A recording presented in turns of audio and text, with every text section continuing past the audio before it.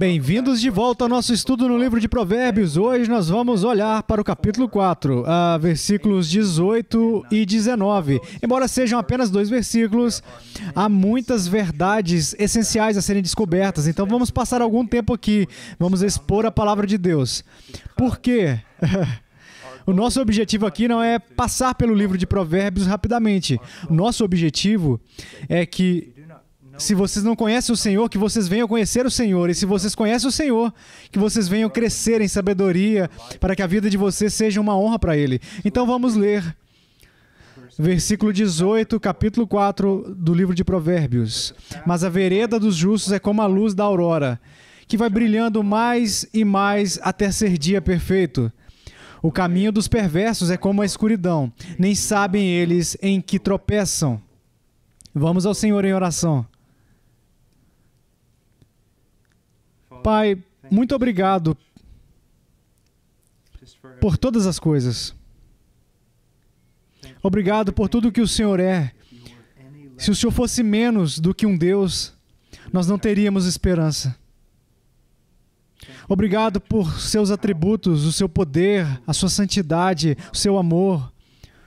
Obrigado por teu Filho, que morreu por nós no Calvário, e ressuscitou dentre os mortos e se assentou à destra direita do Senhor. Ó Deus, eu oro por esses jovens que estão ouvindo. Ó, por favor, Senhor, trabalhe no coração deles, que eles conheçam este Salvador, que eles conheçam a sua salvação.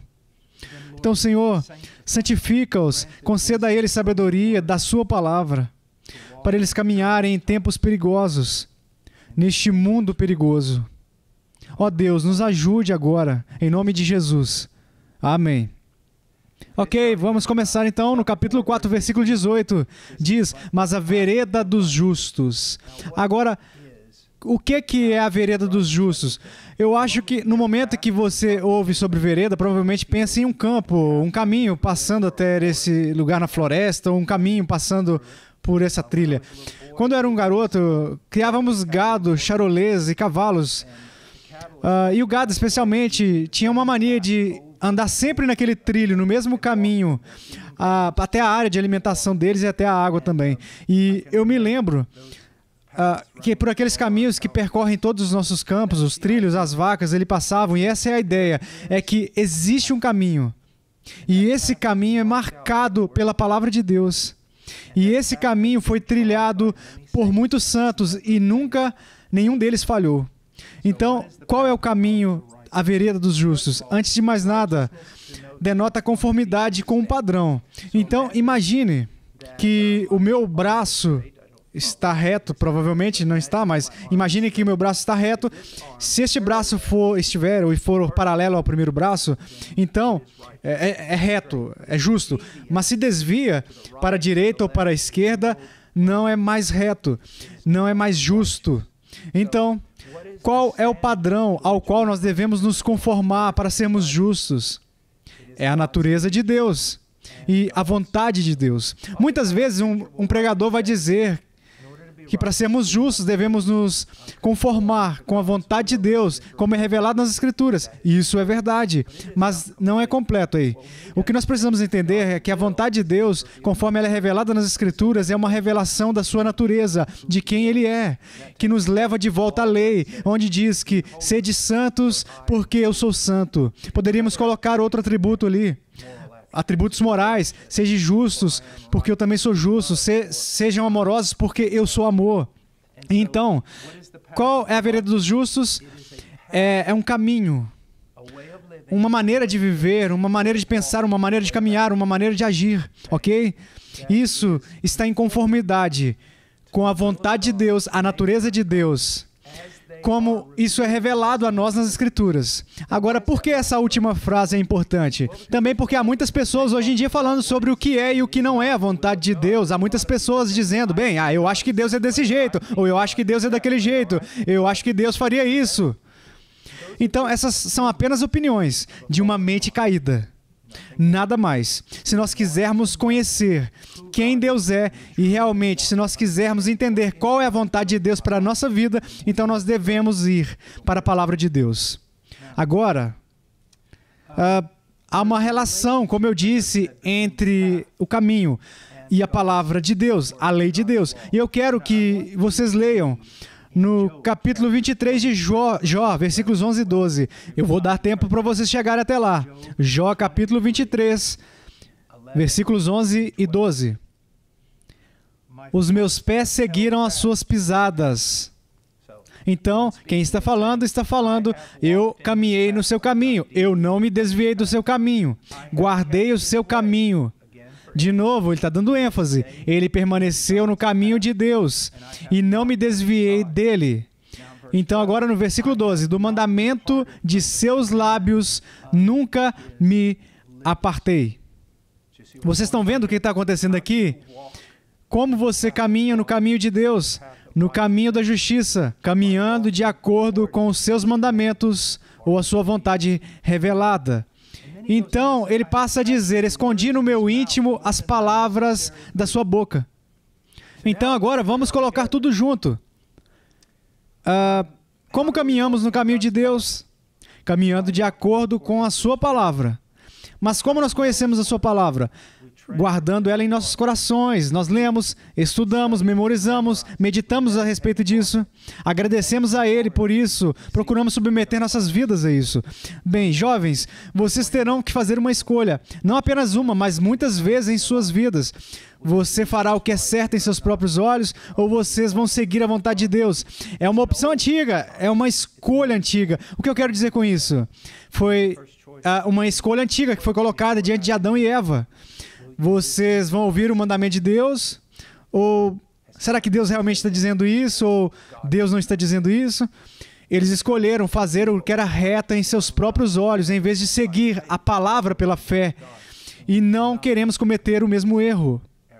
Agora, diz, mas a vereda dos justos é como a luz da aurora. Isso aqui é uma questão realmente importante. Mas a vereda dos justos é como a luz da aurora. Bem, eu passei muitos dos meus anos na floresta. Eu era um garotinho e depois até agora. Especialmente quando você está lá na floresta caçando, você sai lá no escuro e às vezes você vai se sentar em uma árvore. Isso pode soar incomum para alguns de vocês, mas é assim que você caça veados e até mesmo tem que se sentar em uma árvore. E bem antes do sol nascer, é bem escuro ainda.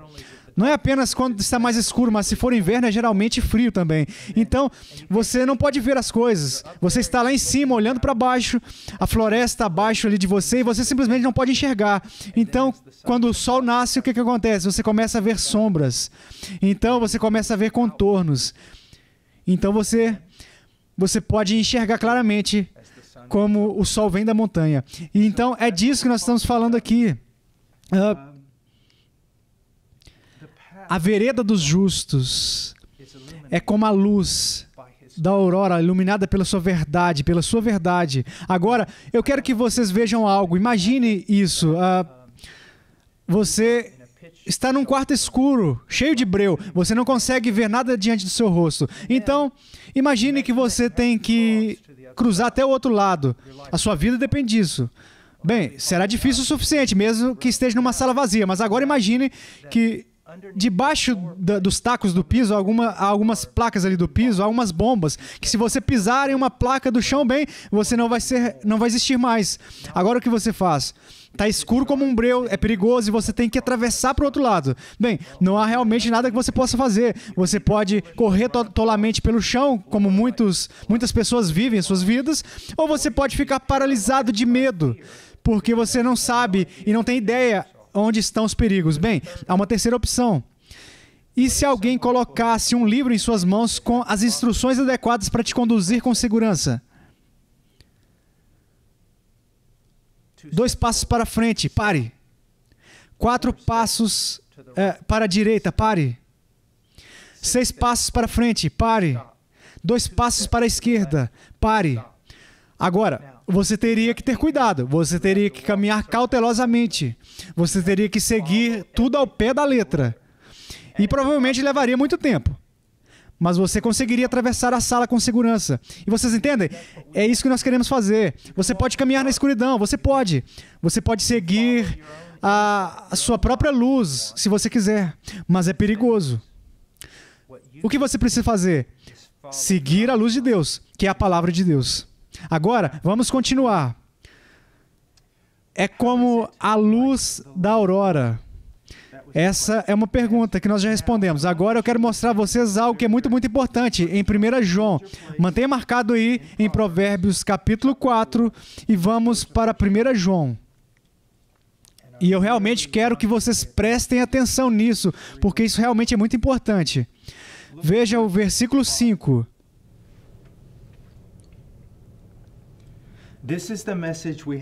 Ora, a mensagem que da parte dele temos ouvido e vos anunciamos é essa, que Deus é luz e não há nele treva nenhuma. Se dissermos que mantemos comunhão com ele e andarmos nas trevas, mentimos e não praticamos a verdade. Se, porém, andarmos na luz, como ele está na luz, mantemos comunhão uns com os outros. O versículo 7 deixa bem claro, algo muito, muito claro, que se nós somos salvos, ok? Ou a evidência de que nós somos salvos é que nós estamos caminhando na luz. Agora, o que isso significa? Caminhar na luz é caminhar de acordo com a vontade de Deus. É caminhar na luz de uma maneira que esteja de acordo com quem Deus é e a sua natureza. E é estar em conformidade com o que Deus disse na sua palavra. Uma das características principais de um verdadeiro crente é que ele vai caminhar na luz. E isso vai ser um estilo de vida. Isso não significa que eles farão isso perfeitamente, de jeito nenhum.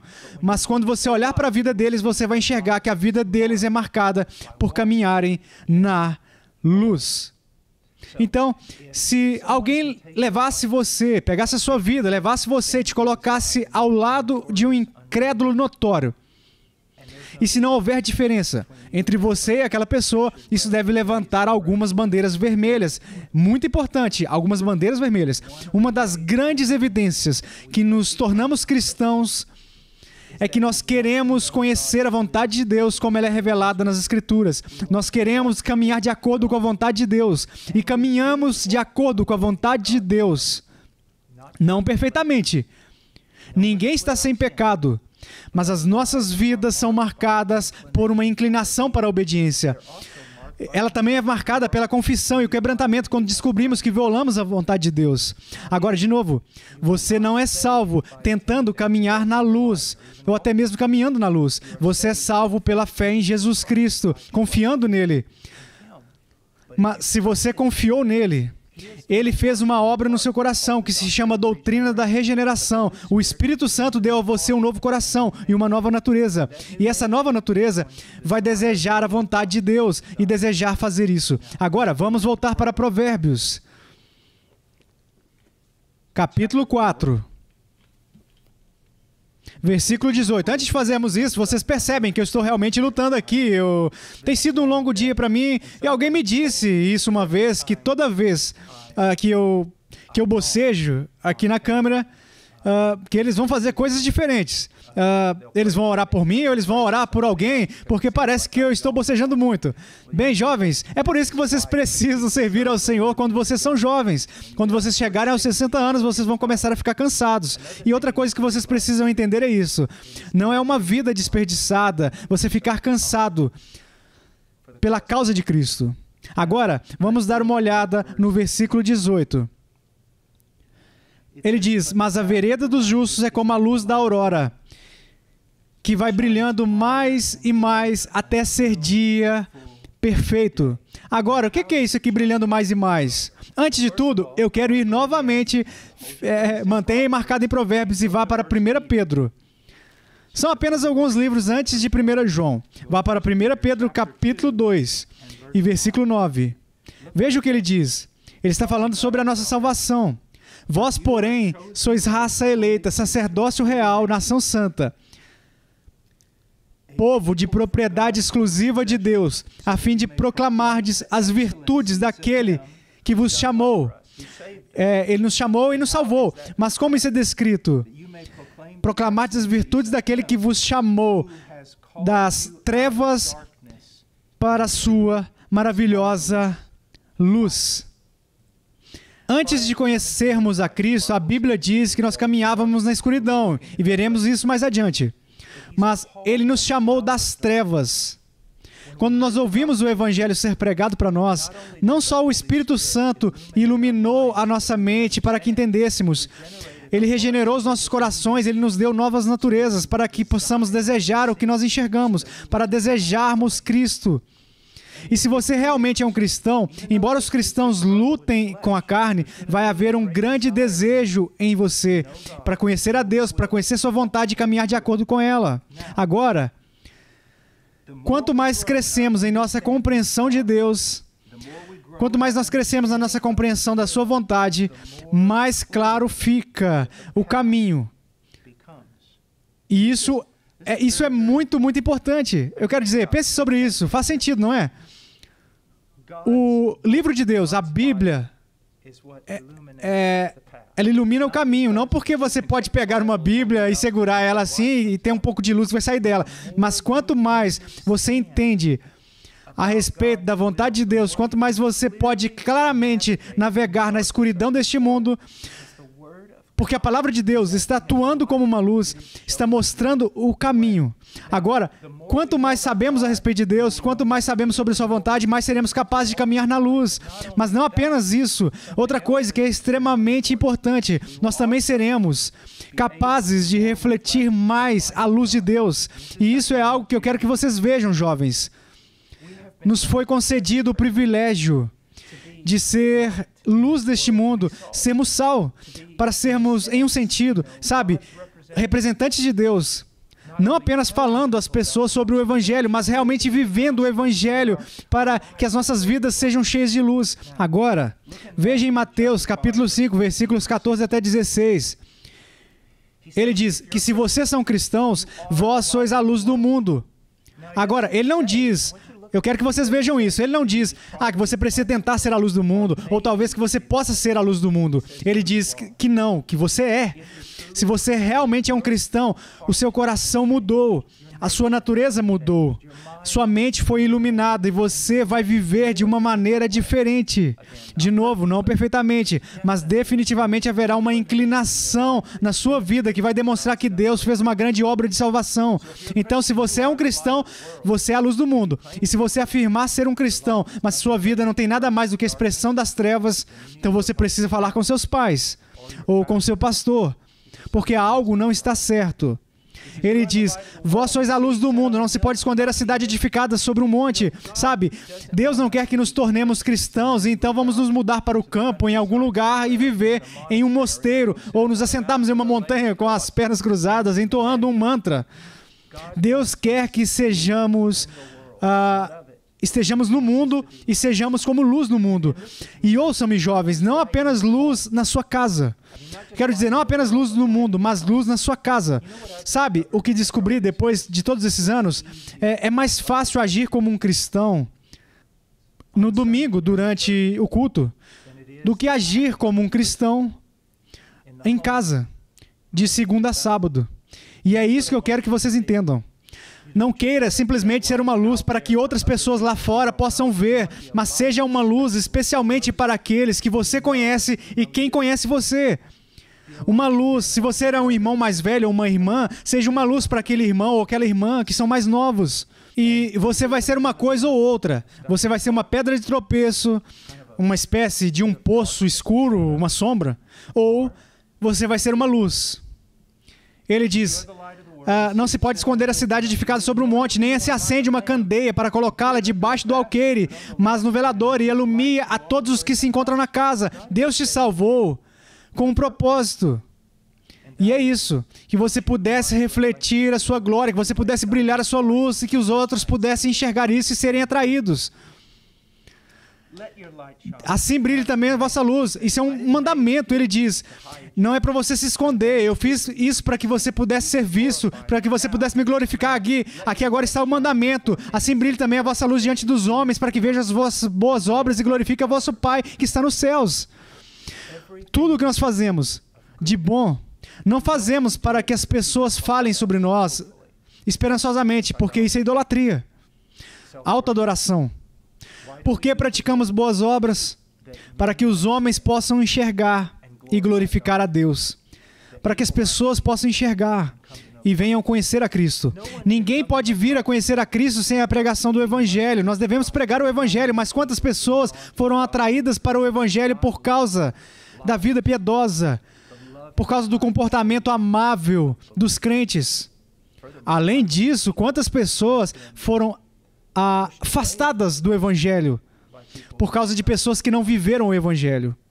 Em Filipenses 2,15, ele diz: para que vos torneis irrepreensíveis e sinceros, filhos de Deus, inculpáveis, no meio de uma geração pervertida e corrupta, na qual resplandeceis como luzeiros no mundo.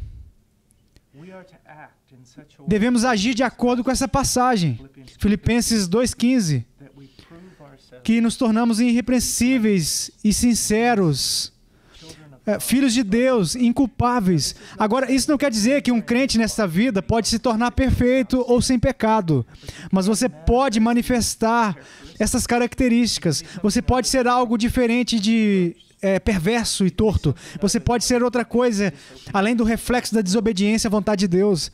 Você pode agir como um filho de Deus.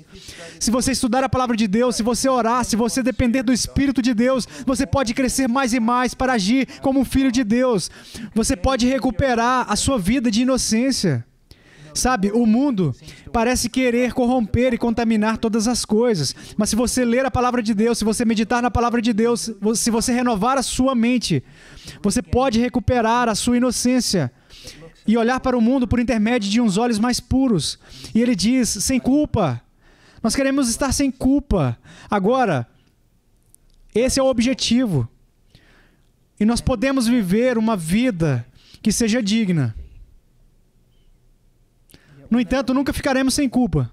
Mas, quando pecarmos, a restauração pode acontecer não apenas para nós mesmos, mas para os outros, no sentido de que eles vão observar o nosso comportamento quando nós pecamos. Vamos ser como hipócritas? Nós vamos esconder? Nós vamos negar quando nós pecamos, quando caímos? Ou vamos simplesmente dizer, eu pequei, eu fiz isso ou aquilo, me perdoe. E eles vão enxergar a nossa humildade, eles vão enxergar o nosso quebrantamento, eles vão enxergar o nosso desejo de reconciliação e de pureza. Então, aqui está o que eu quero que vocês vejam neste texto. Nós não devemos apenas caminhar na vereda da luz, mas devemos refletir a luz. Devemos refletir a luz. Não a nossa própria, não a do mundo, mas a de Deus. Mas a de Deus. Sabe, os serafins em Isaías, capítulo 6, eles cobrem a face e cobrem os seus pés e com duas asas eles voam. A palavra ali significa queimar. Algumas pessoas que são crentes parecem estar queimando porque refletem a glória daquele que está sentado no trono. Você e eu, nós precisamos crescer e chegar tão perto do Senhor através do estudo da sua palavra, por intermédio de ouvir boas pregações, por intermédio da oração, da disciplina. Nós refletimos, nós temos que refletir e também atrair pessoas para Ele. Agora, na próxima lição, nós vamos ficar aqui por um tempo e vamos falar sobre como nós devemos responder. Como nós devemos responder. Somos chamados a caminhar no caminho da luz. Somos chamados para refletir a luz de Deus. Como nós devemos responder? Que Deus os abençoe. E espero que tenha sido útil.